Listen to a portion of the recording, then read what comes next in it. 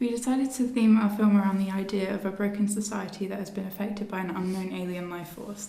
Their main objective is to completely absorb all of energy from Earth, both natural and man-made, whilst devouring all life that may cross their path. So the synopsis is, after unexplained events lead towards a sudden national crisis of which power is completely gone, comatose patient Ava wakes up alone in a deserted hospital and discovers that England has been swiped from all power sources for the past 2 months. Walking around the city, she notices that it is completely uninhabited and continues to search for help. Young barbaric teen Olivia appears in Ava's time of need and rescues her from the lurkers, the alien form, who have been consuming the nation's electricity and have taken the consciousness of citizens. Both Olivia and Ava take it upon themselves to find a way to get to the evacuation stations so they can leave the country. The development of the plot takes place in 3 stages. Stage 1, the contamination of soil, preventing farmers from growing crops, therefore enforcing famine. Stage 2, the power outage across the nation. And Stage 3, the aliens taking the consciousness of remaining scavenger citizens. Act 1 includes the characters meeting and one feeding the other information about the current situation. Elements that will be included in the trailer are non-diegetic narration, briefly explaining the situation, establishing shots, wide shots of locations that seem empty and deserted, mid shots to introduce the 2 main characters. Act 2 includes journey towards finding the only source of electricity, the 2 characters finding out that the only power source is outside England, and confronting the lurkers along the way. Like before, the elements that will be included in the trailer are mid shots, long shots, close-ups to show the journey towards leaving the country and to find family.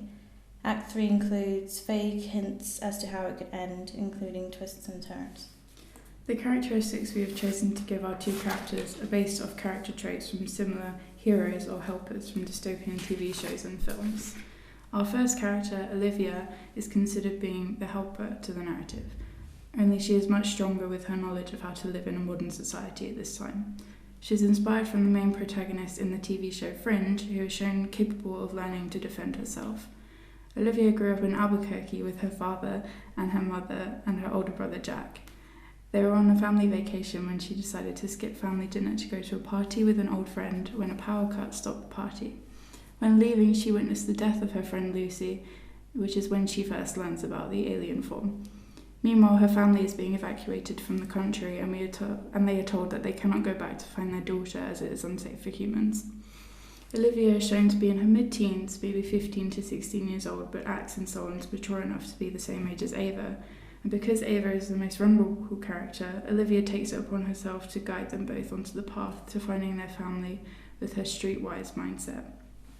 She was created based on an inspiration from strong female characters that have been forced into conditions that cause an alter in character, so they are much more stronger, durable and smarter in that world or society. Octavia Blake from the TV show The 100 is one of the examples that we focused on. Our other character, Ava, starts off in the journey as completely oblivious to how society is broken down because of her being in a critical condition in hospital. She then goes through a rite of passage where she leaves behind her old self in order to adapt and learn from the current situation. Ava, having just gone into her late teens, grew up an only child with her parents in Brookway Park.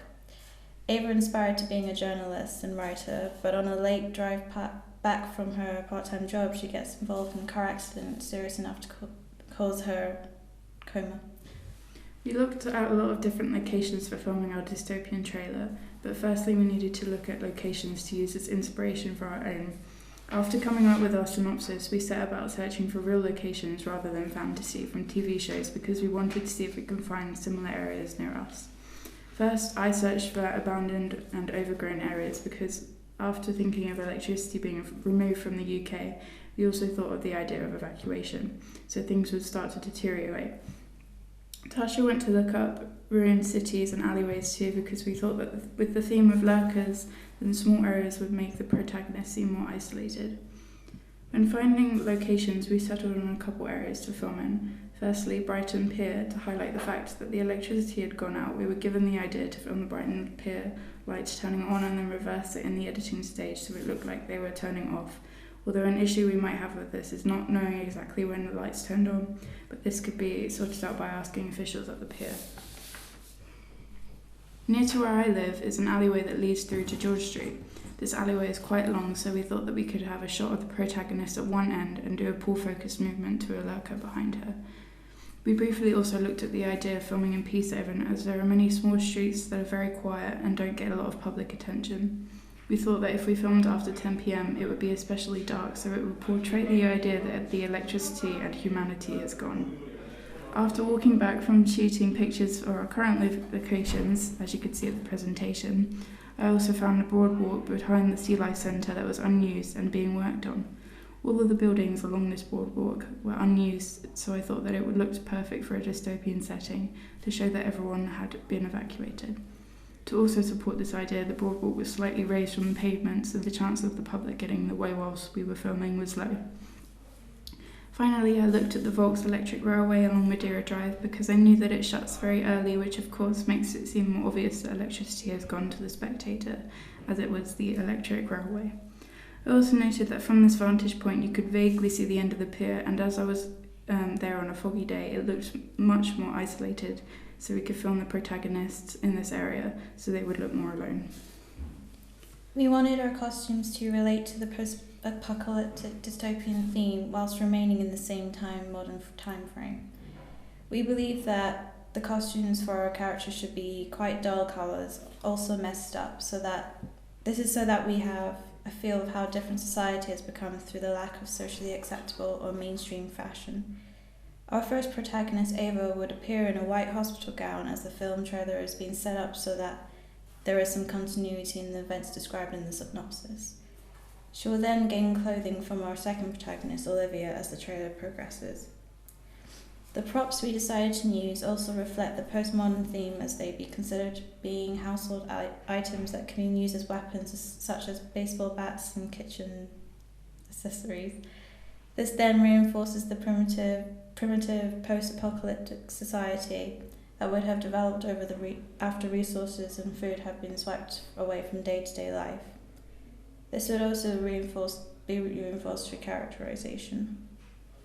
As for postmodern elements we will be including in our film trailer, we decided together to use time remapping, speeding up and slowing motion, and also have looked at the idea of having a non-linear narrative.